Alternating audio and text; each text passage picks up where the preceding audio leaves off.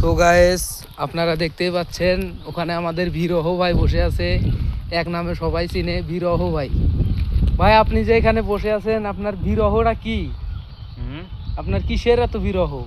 দুঃখ কষ্ট ছাড়া কেউ কি আর গাছের তলায় বসে থাকে? ও ভাই, এটা গাছের তল? এটা গাছের তল। না খালে না যোগে চাকরি নিলাম, সে চাকরির নাই বেতন। সুদেরু ঘুষেরুর ঘরে যন্ত্রণাতে আর বাড়ি থেকে পাতিছি না, গাছতলায় আসি বসছি। সুদের টাকার চাপতে এন বলে তুলি নিয়ে যাবি, ওন বলে মামলা করবি, ওন বলে জামলা করবি। একজন মাস্তান হয়ে গেছে ভাই, একজন মাস্তান হয়ে গেছি। এখন এই সুদের ঘরে নামে আমারও 22 ধারা মামলা দেওয়া লাগবে। না খালে না যোগে একটা চাকরি নিলাম, তার নাই বেতন। ফকরির ভিক্ষা তুলি বলে নেওয়া নাগে। বুঝছেন, এই কষ্টতে এই যে গাছতলাত বসিয়ে জীবন যাপন করতেছো। কালকে থেকে খাওয়া দাওয়া নাই, ঠোঁট মুখ শুকিয়ে গেছি, খুব কষ্টে আছি। তো কুটি থাকি ফির আইলেন তুমি, ফির আমার হওয়া ডাইলত তেলানি দিবে। কে ভাই? আমি এমনি আছি মন গড়াগুলোর মতন বসিয়ে, তুমি ফির হওয়া ডাইলত তেলানি দিবে রাখছেন। বুঝছেন, সরকারে বোঝো না আমার দুঃখ, তোমরা বুঝবে। ও ভাই, সুদরের নামে আর একটা অভিযোগ হয়ে যায়।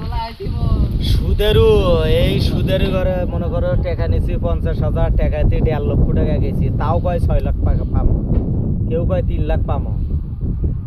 এর লাখ টাকা দিতে বাড়ি ভিটে আমার বাপের নামে আছে শিখানো শেষ। আমার এখন কিছুই নেই, সর্বশান্ত। ভাই আপনি কি মনে করেন এগুলার নামে কয় ধারা মামলা দেওয়া উচিত? 22 ধারা 22 ধারা মামলা দেওয়া উচিত না? 22 ধারা মামলা দেওয়া হয়েছে। কেমন করে 22 লাখ টাকা ঋণ বানিয়ে ফেলাইছি, সুদের টাকা।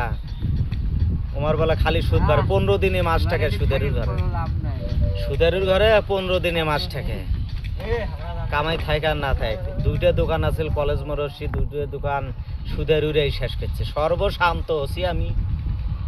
আমার একবারে মনে করো দেউলিয়া খাতার নাম দেওয়াইছি। ভাই এই জীবন কি আপনার ভালো লাগে? জীবন মরে গেলে হয়তো ভালো লাগবে, বাঁচি থাকতে খুব কষ্টের। ভাই ফ্যামিলি থেকে কেউ কিছু বলে আপনার? ফ্যামিলির থাকিয়া 5টা সদস্য না হইলে বউ তো ইন্ডিয়া চলে গেল হয়। 5টা সদস্য দেখে বউ যায় না কোনোটাই। আরে ভাইয়ের বিরহ। সো গাইস, আপনারা যারা দেখছেন এই বিরহ ভাইয়ের ভিডিওটিতে সবাই একটা করে লাইক, একটা করে কমেন্ট, একটা করে কপি লিঙ্ক, একটা করে শেয়ার করে যাবেন। ধন্যবাদ। আমার পেছনে কেউ নাই গো। আমার